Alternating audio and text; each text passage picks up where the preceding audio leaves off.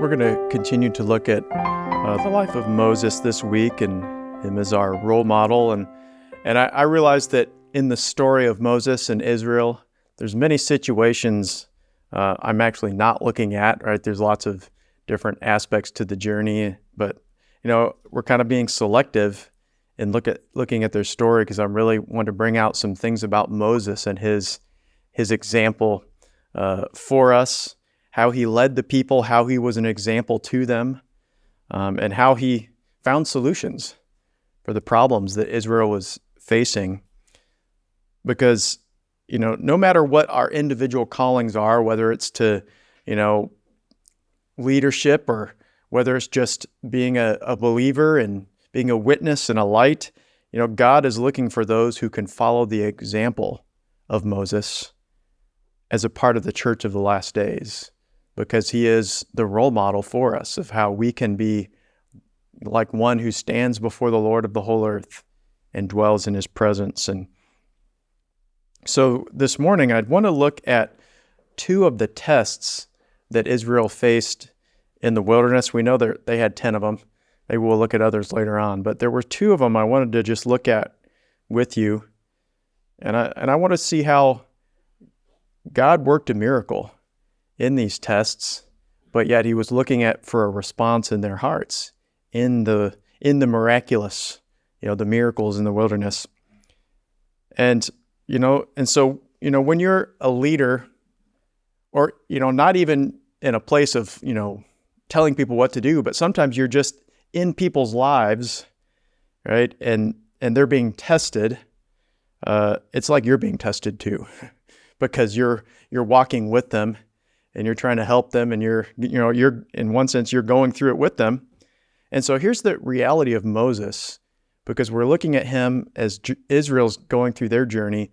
And in one sense, Moses has already passed his tests spiritually, right? Because, he had been through the wilderness. He had to leave Egypt. He had to face those tests of following the Lamb and, waiting upon God and learning the lessons of the shepherd in the wilderness for those 40 years. And so he's passed his test, but now he's got to go through it again with Israel and try and lead them and be an example to them. And, of course, they don't do too well in their exams. But Moses still has to stand, and he has to endure with them and endure them, their reactions. And so I wanted to consider one test, and that was what they faced in the area of food. Ooh, the test of food.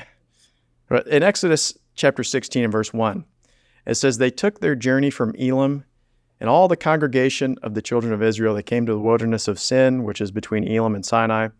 And on the 15th day of the second month after they departed out of the land of Egypt, the whole congregation of Israel murmured against Moses and Aaron in the wilderness. And the children of Israel said unto them, Would to God we had died by the hand of the Lord in the land of Egypt, when we sat by the flesh pots, and when we did eat bread to the full," right? When we could have a full belly. We remember those days. They weren't long ago. But instead, you've brought us forth into this wilderness to kill this whole assembly with hunger. And so Israel, they had seen the power and the glory of God in delivering them at the Red Sea, and that, causing the walls of water to be on their right and left, and they pass through on dry land. And then they see the water wash away their enemies. And so they see that. And not only that, God brought them to Elim, where they were refreshed at that oasis there. But then there's a test that God wanted to take them through. And really it was the test of leanness.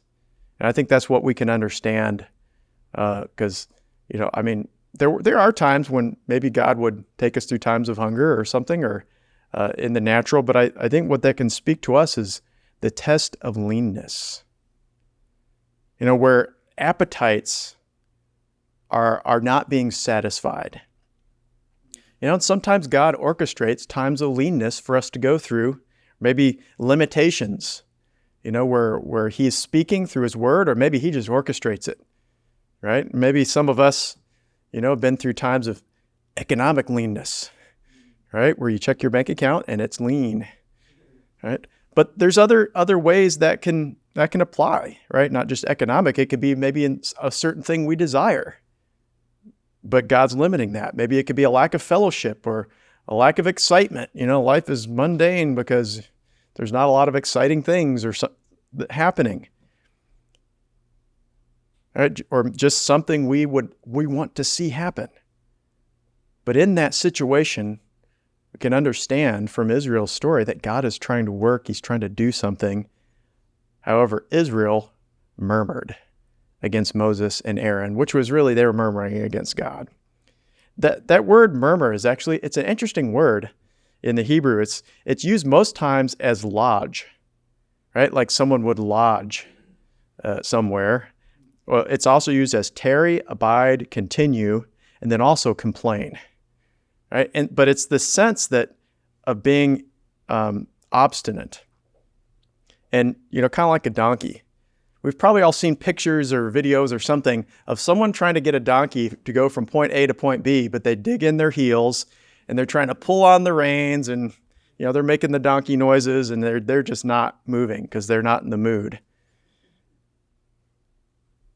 And that's the way Israel was at that point. They were dug in and they were not happy. And so they murmured against Moses and Aaron. All right. They weren't satisfied in this position because their appetites weren't being satisfied like they were in Egypt. Of course, they were ignoring the bondage and instead looking at the appetites. And, that's how often we can do that, as believers, just look at the appetites and overlook the bondage, the difficulties that the appetites can bring us into. But, so they were murmuring against Moses because they weren't fulfilled. But that kind of represents how they followed God in the wilderness. They kind of had to be pulled along as a donkey, and it kind of remember the admonition of Psalm 32 and verse 8, where God is speaking through the psalmist. He says, I will instruct and teach you in the way which you shall go. I'll guide you with my eye, but don't be like the horse or the mule, which have no understanding. Now, horses and mules actually do have some intelligence, right? They're not, super dumb creatures. They can be taught. They can actually be trained and to become quite intelligent. But the lack of understanding is not being willing to understand the way the master wants to lead them, of being stubborn and obstinate. And so to counterbalance that, you put a bit and a bridle in their mouths to try and get them to go that way. And so the horse and the mule require a harness, a bridle, a bit in order to be led. Those are kind of like forms of persuasion. I'm going to force you. I'm going to make you go the way. I'm going to put my saddle on you in a harness system and get you to go that way. But, sometimes they're still stubborn. Have you ever tried to help someone, or I should put it the other way around. Have you ever tried to get someone to help you? And basically you're going to need to persuade them. And so you have to make all sorts of promises and, please, pretty please, would you help me with this situation? I'll help you out. I'll owe you one, or I'll make it easy for you, whatever it can be. But, sometimes we can be like that with the Lord in the sense where he beckons us to follow him, but it's got to be on our terms, on our way. And sometimes for the Lord to get us to come, he's got to put the bit and the bridle in us and really not give us much of a choice and force us in that way. And so the Lord is saying, don't be like that. Instead, what are we to be like? What is the picture? Is we're to be like the sheep of his hand. And now we know sheep have their own issues. They can wander off at times and so forth. But one of the qualities of a sheep is that when the shepherd calls, they recognize his voice and they respond to the voice of the shepherd who's calling them. And so that's one of the endearing qualities of the sheep. They recognize and respond to the voice of the shepherd, and they follow him in the way because they know what's good for them. They know the shepherd's going to lead them to good pastures and take care of them and so forth. And so here in this situation, Moses, brings the murmuring to the Lord, and he rolls the burden off onto the Lord, and then God speaks.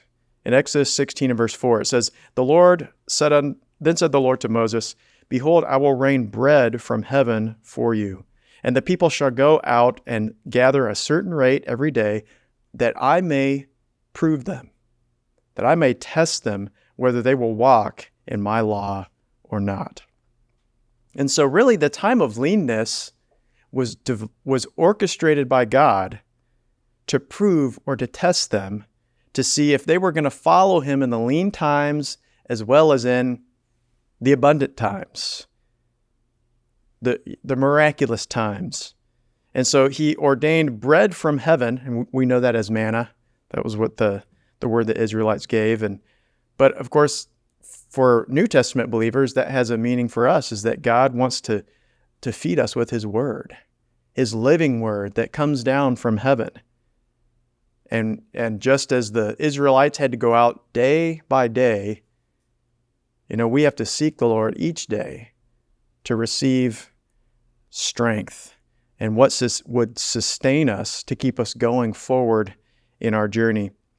And something here that's important to take notice of that I think is really challenging for us as believers is it says he would give it at a certain rate every day. He would give it at a certain rate. Now, I think some of the Israelites, they wanted to have an abundance.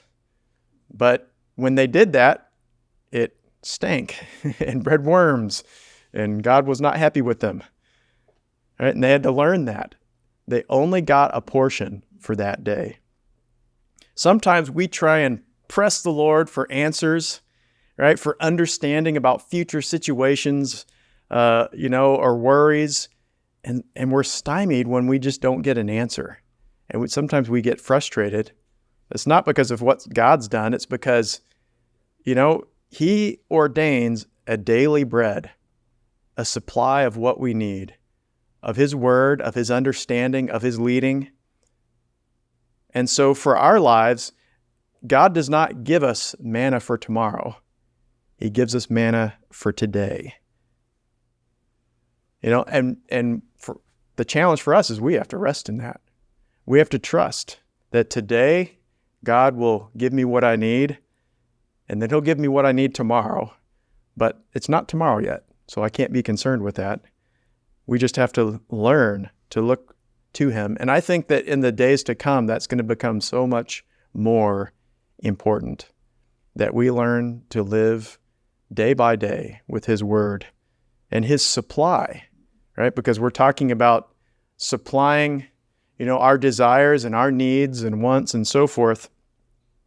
We can illustrate this with a very famous story of George Mueller, right? A lot of us have heard of him. He was an evangelist, and also, God raised up orphanages through him, and many hundreds of children were fed by him. And one of the stories was that they ran out of supplies.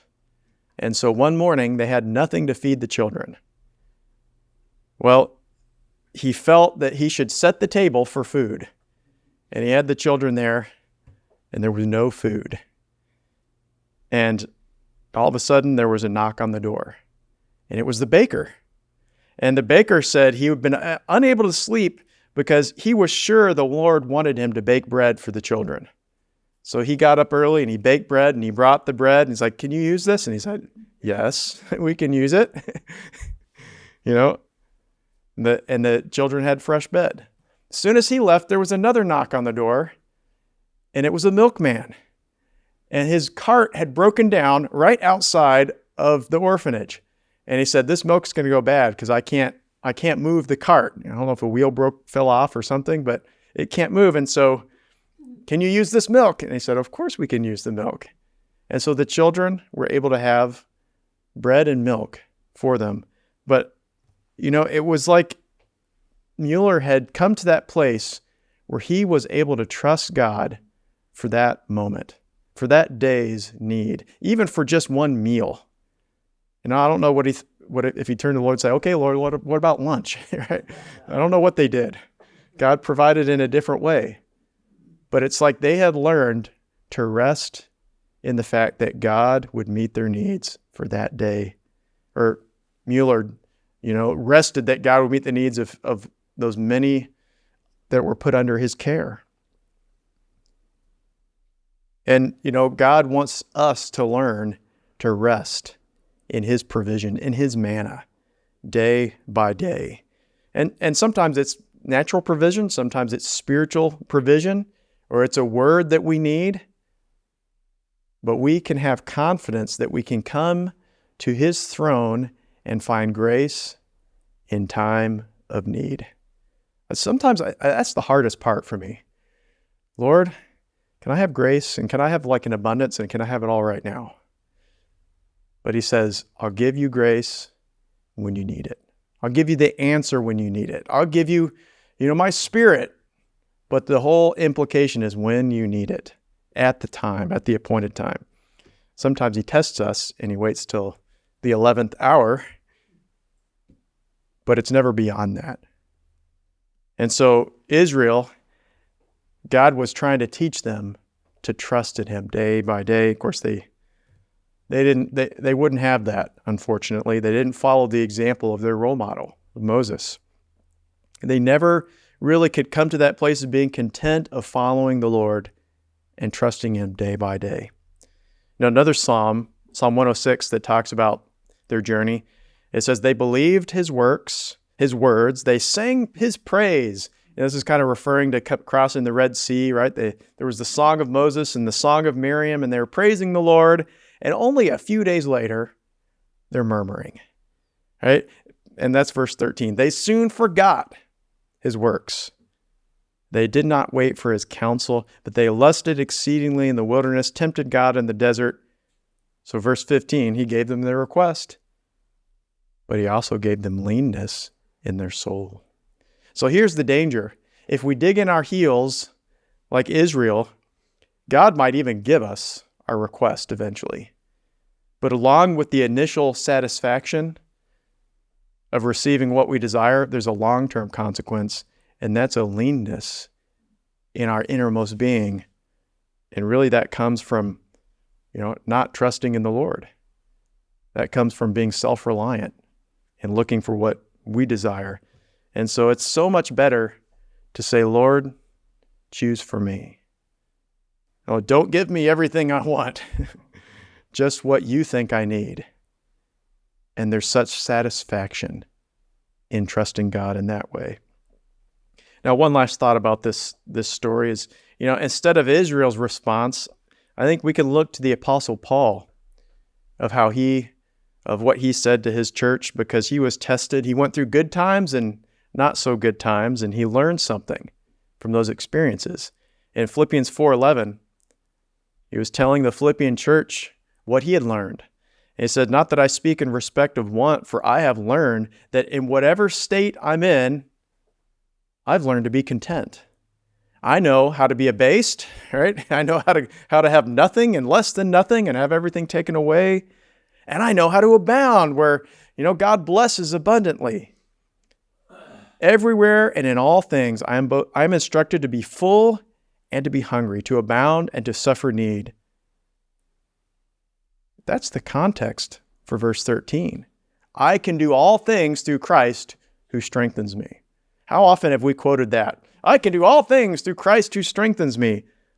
But Paul gives a very specific context. It's for those who have learned to be content in all seasons, in all situations, because they've learned to just gather the manna for that day and receive from God's hand, from heaven, what they need for that day, and to be content in it. And there'll be times when we're full and we rejoice in the abundant manna. There's times when we're abased and we're lacking, and sometimes we're even hungry and like, Lord, is this it? But we trust you, Lord. This is what we need.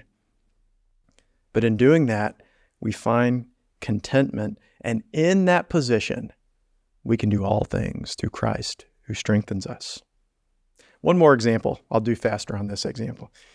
Right? This one was concerning water. Exodus 17, verses 1 through 4, it says, "All the congregation of the children of Israel, they journeyed from the wilderness of Sin after their journeys according to the command of the Lord, pitched in Rephidim, and there was no water for the people to drink. Therefore they did chide with Moses and said, 'Give us water that we can drink.' And Moses said, 'Why are you chiding with me? And why are you tempting the Lord?' And the people thirsted for water, and they murmured against Moses and said, 'Wherefore is this that you have brought us up out of Egypt to kill us and our children and our cattle?'" It's the same old story. And so Moses cried unto the Lord, saying, "Lord, what am I going to do with this people? They're ready to stone me." And so the people were thirsty, and they did chide with Moses. This word chide, it means to complain, quarrel, or grapple, kind of like with wrestling. Like they were just wrestling with Moses. Now, we know that Jacob wrestled with an angel. So there are times of divine wrestling, but that was so he could be transformed. But here's Israel. It's like they're wrestling with Moses because they're tired of being tested. Right? They're tired of going in this situation and having these experiences. They wanted to go in a different direction. Now, thirst is a little bit different than food, right? You have to have water every day pretty much to live. Or it's very detrimental, especially for children and cattle. Food represents strength, but water represents life. And so for believers, it represents spiritual life and refreshment. And so God was preparing the way for a mighty miracle to be performed. And it was going to be performed right away because he wasn't going to let them go without life, without water, because there was no source of that. But here was what was making this trial so acute, is it revealed something in their hearts that kept popping up. They were constantly looking back to the life they had in Egypt. They were constantly saying, "Oh, we had it so much better in our life. At least we could live in Egypt, but here we can't even live." That was from their point of view. One of the warnings or sermons that Jesus gave his disciples, I think it might have been the shortest sermon. It was only 3 words. Maybe some of you can guess. What was his 3-word sermon? It was in Luke 17:32. He turned to his disciples and he said, "Remember Lot's wife." That's it. And kept on walking.